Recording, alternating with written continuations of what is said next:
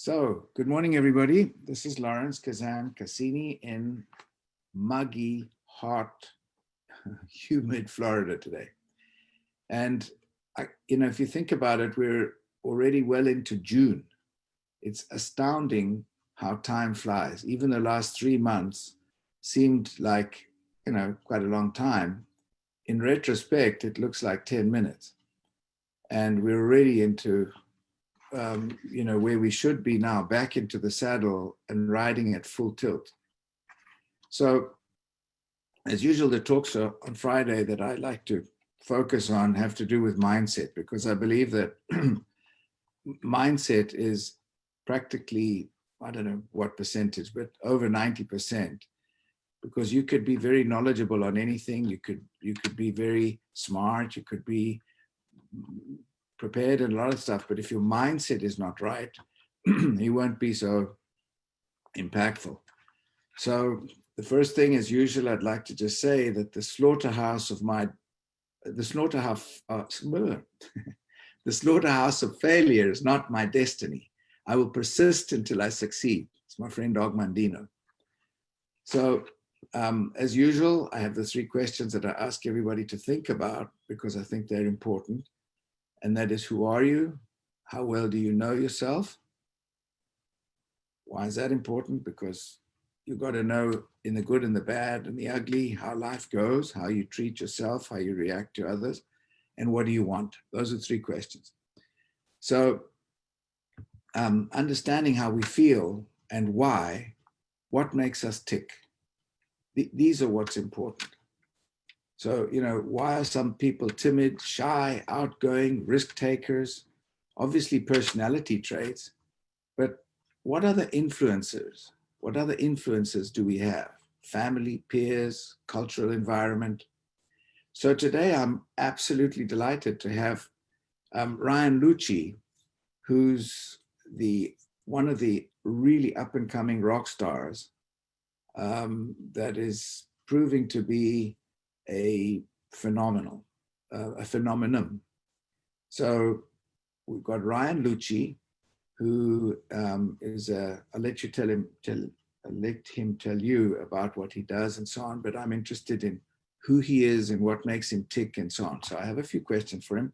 So Ryan Lucci quadrupled his income since February. I mean, March, April, and May, where we're in lockdown. And he quadrupled his income. He started late last year. So Ryan, good morning. Welcome. And I've got a few questions for you if you'd like to tell us who you are and what you do. Good morning, everybody. Yeah, thanks, Lawrence, for having me. It's really an honor to be here. So I currently live on Hilton Head Island, South Carolina. So down in the hot, muggy South here today. But I have been in medical sales about 5 years, and came on board with Lawrence and Mike and this awesome team back in August. And it's been just phenomenal and awesome ever since. And I guess to give kind of a brief background into, maybe why I decided to come on board, so on and so forth. So I had kind of a pretty rough introduction to medical sales and in the corporate world. Worked for 2 companies, and leadership wasn't that good. Experience was not that great. I was a top 3 rep for both companies, promised the world half the territory of the city I was in at the time, so on and so forth. And then all of a sudden acquisitions and mergers happen, and reforming of sales forces and so on and so forth. And so I found myself both times being released with 60 other of my peers nationwide. And, the second time that happened, I really had to take a step back and ask myself, do I want to go back into the corporate medical device world? Do I want to put myself back into a position where really somebody else is in control of my future, of how far I go up in the company, of my commissions, of so on and so forth. And so, and that just was not the path for me. I know I wanted to go the independent route. I wanted to have a position that, however hard I work is however much money I earn. There's no cap on commission. And knowing that in 5 years, 10 years down the road, if for whatever reason I decide not to do this, I'm still making commissions off of my accounts. I'm still making that residual income stream, because I know that the many surgeons from my last job in Atlanta, I converted to the product I was using. I'm no longer reaping any benefits of those surgeons that I turned on to our product, but that territory manager, national sales manager, and regional sales manager still are. So that was kind of a big clicking point for me, and knowing, I want to be independent. And then when I was approached about this last year around this time, and I first checked it out, and then was followed back up with from Mike Cook at the end of July. I dug a little bit deeper. I saw how awesome this technology is, how scientifically backed it is, and the product, and for the first time being able to measure antioxidant levels, and I knew this was amazing, and I jumped on board very quickly and made my way out to Utah, and have been since twice. And it just further validated how awesome the company, the culture, product, technology, and everything is. So that's a little background on me, Lawrence. Thank you. Yeah. Thank you. So, we always talk about the pain, and here we've got real examples where a typical case scenario, you've got a rock star in two companies making great sales, and he's totally disappointed, and mergers, acquisitions, downsizing, outsourcing. So there's a pain. So there's a challenge that came about. So my then question to you is, how did you overcome your moments of disappointment? Absolutely. Yeah, that's a big one. Because as you can imagine, I'm a pretty driven individual, and kind of when that second cut came, definitely spun me into a very low point, into pretty bad depression and acting stupid and all that stuff that comes along with it. And so, I think this call, especially on Fridays, the mindset call, is so important, because it is the one differentiating factor between who succeeds and who doesn't. And that's the one thing that I had to turn around. I had to totally reform the way that I thought going forward. And so I guess back to, sorry, Lawrence, your direct question again was? When we've got moments of disappointment, when we have a challenge, when we have something that is like, OMG, wow, man, I'm the best there is, and how come, and this is unfair, and our life is giving me a curveball, and so on. Everybody reacts in certain ways, and I'm interested to know how you react, because everybody has a challenge of some kind during their lives. It's how. Thank you. Yes. Yeah, and I agree. It's totally in how you react. And I think what I've had to do, I've had to lay measures in place that are there so I can consistently act accordingly with no matter kind of what happens or what's thrown at me, so that I don't, get too discouraged or so on and so forth. And so, by kind of reframing my mindset and I guess one of the big things too that prior to coming on board, as I came on board, and Dr. Moore kind of related to Nathan Ricks and watching some of Nathan Ricks' videos and so on, kind of the three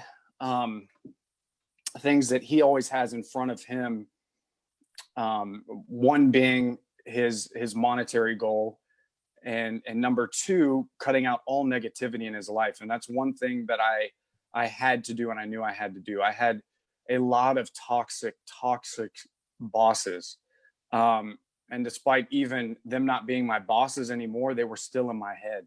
And I had to cut all the toxicity out of my life, relationship wise, somebody in the family saying something negative. I cut all news out of my life. I do not watch the news, so on and so forth. It was a huge, aspect in really surrounding myself with positivity. Um, and then thirdly, quite plain and simply, as Nathan Rick says, never give up. You don't give up. And it's not something that I'm going to do. It's inherent in me that I'm never going to give up, plain and simply. It's not going to happen. And so, having kind of like that first step of the monetary goal, that's something that I had to lay not just monetary, but goals in place. What are my goals? Set them, give a timeline, and have consistent action working towards them. And then, placing other measures in place. And part of me staying level-headed is, getting up in the morning and making sure that I have my quiet time, my devotional time, my meditation time, give myself positive affirmations, knowing what I'm thankful for. And then watching something inspirational. Like this morning, I was watching, there's a Conor McGregor video that I really like. And he talks about, I don't know if you've ever seen any of his interviews, and whether you like him or not, I don't think it matters. I think what he speaks is so powerful. And he says, if you can see it in your head, you'll see it before your eyes. And so, he envisions all of his wins, how he's going to feel before and after, whatever his goal is of the new house, the new car, he envisions himself driving or living in it, and so on and so forth. But mindset's so important with really starting the day out and focusing what your goals are for the day and seeing them being completed and done. And so that's one of the big ways that I've really tried to reform my mindset and to stay positive and to stay focused. When some time ago, I don't know when, a few years ago, after Walt Disney died, some years ago, and Walt Disney Park and so on in Orlando took off, and it just became huge. It is today. Somebody said, "What a shame Walt Disney's not here to see it." And somebody said, "Well, in fact, you're wrong. He saw it before anybody else. So he built something that he foresaw this. So this is what it's about. It's about exactly what you're saying. If you foresee what your plan is, it'll happen. You can make it happen. And the other thing is, you never give up. So that's the little thing about this thing that I talk about this every week. I will persist until I succeed. Og Mandino. The slaughterhouse of failure is not my destiny. That's exactly what you're talking about. And this is why I think it's important for people to actually see that this is not just theory. This is practical.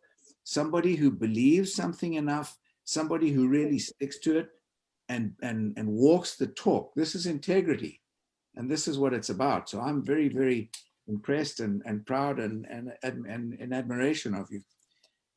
Cutting the toxicity. Huge. We take that as we never think about that. But slowly, the compound effect permeates and we start getting hooked into all kinds of stuff we don't need. So let me ask you, tell me about your family a little bit. You got brothers, sisters? I do. I have an awesome family. Two wonderful parents I'm very blessed to have. But 5 siblings. I'm originally from Charleston, West Virginia. That's where I was born and raised. And then got smart and made it down to South Carolina. But 5 wonderful brothers and sisters, 3 of which are adopted, 2 from Guatemala, 1 from Russia. So have a very diverse family, and it's made it all that much more special and awesome. So yeah, great family. 2 wonderful, successful parents that really,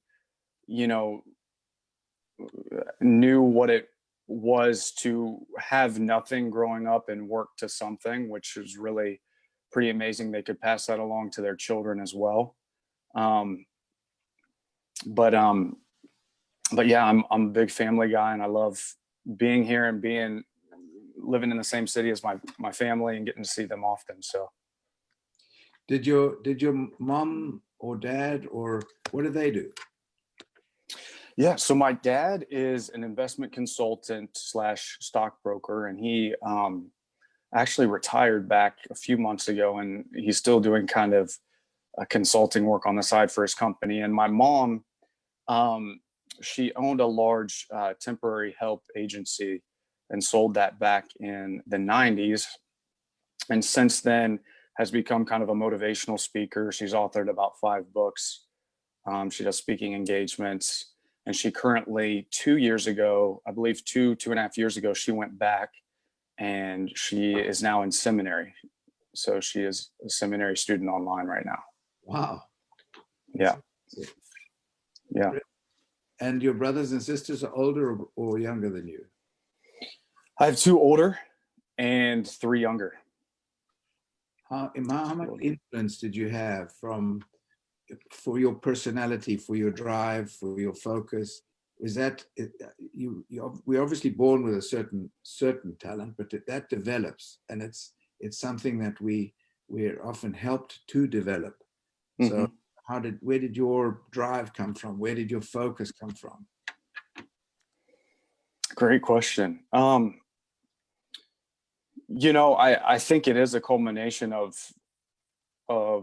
every relationship I have in my family, growing up with from my older siblings to what my mom and dad have like instilled in us. But I do feel very thankful that it is, I feel, just a big, like you said, inherent part of my being, and that drive is just there. And I think most importantly, the drive is there is because one of my main focuses in life is, and kind of the overarching, not fear, but fear in a good way, is fulfilling my purpose in life and fulfilling what I believe God has put me here to do. And so I think if, that's kind of the overarching focal point. So, that drive is just there in order to continually search and get better and make sure that happens.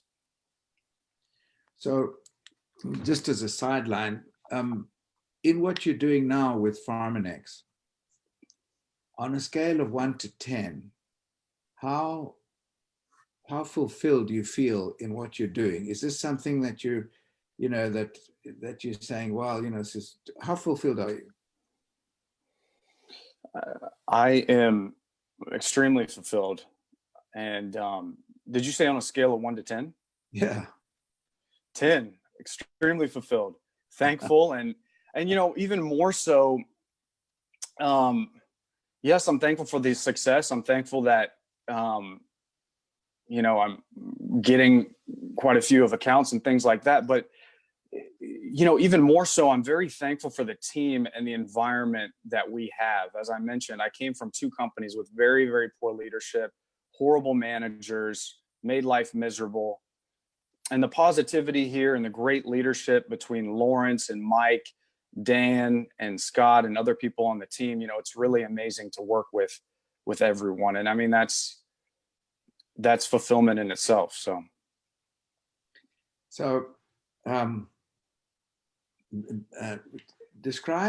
tell me a day in your life now.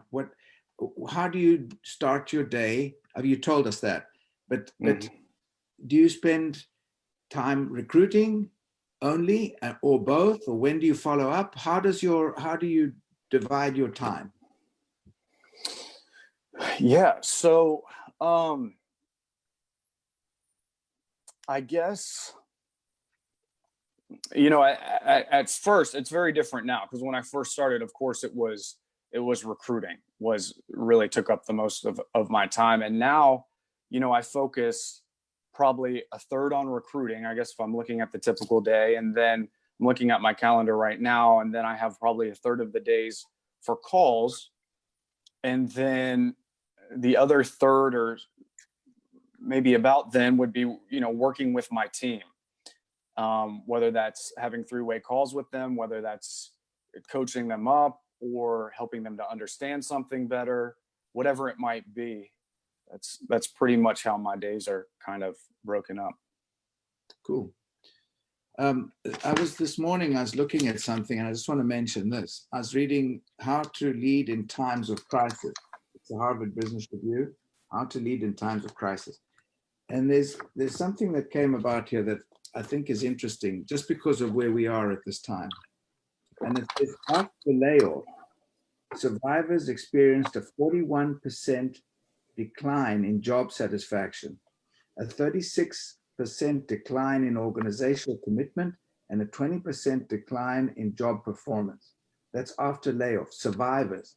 So what I'm saying is that right now, even though there are survivors from this coronavirus, it's still a very fertile ground for our business and for our recruiting business, especially in the field of healthcare, where everybody has got some, really deep thoughts about it, whether it's pharma reps, medical reps, their jobs, many laid off. Ryan's plus 60 were laid off, 60. So that I just want to say that, it's fertile ground. So Ryan, you speak very good Spanish. Where did you learn to speak? Don't be modest now. I know you're just a really humble, fantastically modest guy. Now, where did you learn? Thank you, Lawrence. Lawrence likes for me to speak Spanish on our webinars, and he likes to throw hard questions at me. So in Spanish, but so I studied Spanish in I guess growing up, and then I was on my way. I was basically a class and a half short of getting my minor in college when I realized I was tired of dissecting poems and literature in Spanish and just wanted to learn how to speak it. And so kind of gave up on my minor and said, I'm going to go live somewhere. And that's what I did. I was fortunate enough. After I graduated, I went and lived in Madrid and Barcelona for about 5 months. And that's kind of when things took all the knowledge that was swimming around in my head, put it together, and really got to put it to action. And then from there, I had a sales job where I spoke in Spanish pretty much every day for about a year. So your stint in Barcelona was how long? In Barcelona was a month, and Madrid was about 4 months. Because your Spanish is very, very good. Thank you. So even there is where one looks at a person and says, it's just sheer determination to want to succeed, I think, because you speak very, very, very well. And your mind flows, and you can think in a different language as well. I think that's important to understand the people you're talking to, because after all, our business is understanding who we're talking to and to solve their problems. Mm-hmm. I think you do that in a very, very efficient way. You do it in a very capable way by listening to the people's problem and having swum in the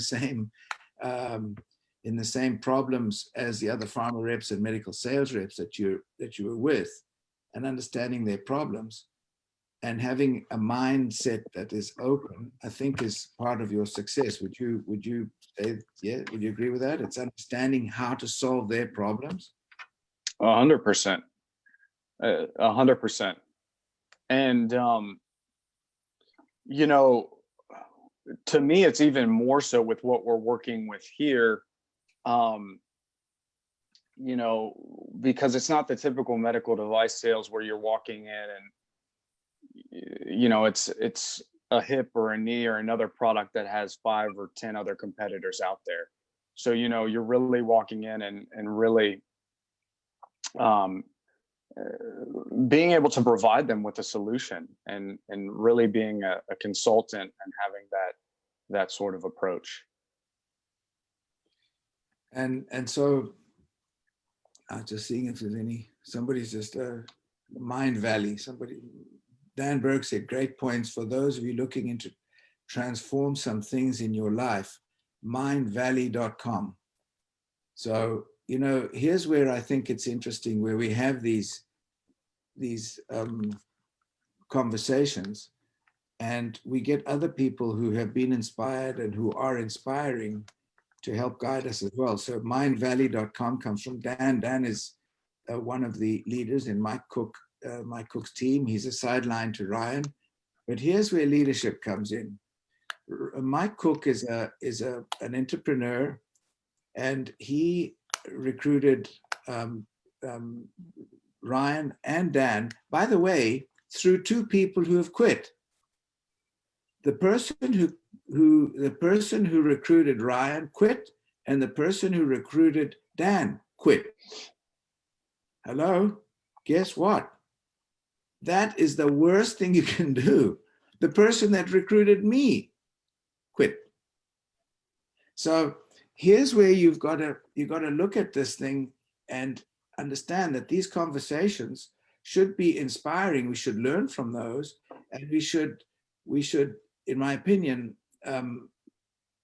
look at leadership in the way that Michael has done, in the way that I'm trying to do, and that is to amalgamate, to agglutinate all the people together to think as a team. It's all about team. And I once did, well, I'll say it in a nice way. So one day in the body, the lungs said, we need to be boss. And the heart said, because otherwise, if we close, everything's going to close. And the brain said, don't be ridiculous, I've got to be boss. Because if I don't function, nothing else is going to function. And then the kidney said, no, you got it wrong. We've got to be boss, because otherwise we're going to shut down. And all of the parts of the body did the same thing, until finally the anus spoke up and said, you guys have really got it all wrong, because if I shut down, nothing's going to happen. So the moral of that is, it takes everybody to make this thing work. And if we look at this with a way where we haven't got a vested interest in ourselves, but we're looking as a team, then united we stand, divided we fall. And if Dan and Ryan and Michael, and I'm part of, have a call on Tuesday, but it's their call every Tuesday, that is an incredible way to grow your business, because you discuss things, you go through any kind of challenges, but more important, you allow other people to not only to opine, but to be part of, you integrate the people. So this is something that is important. You pass the baton, and we train the next people, and the driving the line, which I think I mentioned at some time, would be now, for example, to help Ryan's stars do what he's doing, and Dan's stars doing what he's doing. Michael did that with these two. Now he's got to drive some more lines. And so this is how we drive the line, and this is how we can help propel the excellence of each person and make these people come to shine. And Ryan, you're such a case example of the right way to do this. And so is Dan. Dan is also somebody that I admire greatly. And I'm mentioning these two because they're on this particular group, on this team. And of course, Michael, with his highly organized guide on all the software and what we're doing with that. So I have one other question for you, Ryan. What's your passion? Do you have any, like, a real passion to do something, or that you do something? Yeah, I mean, my real passion is to is healthcare and making a difference in healthcare. So and really getting people to see the benefits of preventive medicine and getting kind of away of this world that we live in and the things that we put in our body, and kind of really helping the focus shift back towards prevention. So that's a huge passion of mine. That's why I'm doing this business, extremely passionate about it. And I think it's important to find that passion, whatever that might be about this business. I believe it's very important to have passion as well. But, I have other passions too. I do love to cook, love to exercise, and to be with family. So. Fantastic. Absolutely. Well, you're a rock star. Thank you so much for your time. Thank you. And if I could leave everybody with something today, I want to say one thing that's helped me so much. And that's really identifying what my limiting beliefs were. Because I really believe we're a result of what our limited beliefs and our actions are. And a lot of times we have limited beliefs swimming around in our head that we don't even realize that are there until we can pinpoint them down, write them on paper, see them staring back at us, and then be able to confront that limiting belief with the truth. And that's really, really helped me. And so I would encourage, today or through this weekend to find 5 or 6 limiting beliefs that might be holding you back, and then focus on those and kind of stomping those and getting those negative beliefs out of your life. Fantastic. Great. Thank you. I love it. Absolutely. Sometimes we have paralysis by analysis because we overanalyze something because we've got a belief that we can't really, we're not going to be able to do it. So you're quite right. Thank you for that. Thank you. Absolutely. And the last just parting shot I'd say is, we're at the beginning of a tsunami in preventive medicine. And right now, guys, knock it out the park, because there's every single opportunity to excel. And we've got leaders that are doing it. It's not a theory. And these are not some guys that live in the other planet somewhere. These are people that are real, tangible, you can talk to. So thank you very much, Ryan. And thanks, Michael, for getting Ryan onto our team, and Dan as well, and all the people that are on, and everybody that's on this call. Blessings. Have a really good week, and please God, we'll see you next week. Blessings. Thank you, Lawrence. Have a great day, everybody. Thanks, guys. Really appreciate Thanks, Lawrence. Thanks very much. Great call. Thank you, everyone. Have a great weekend.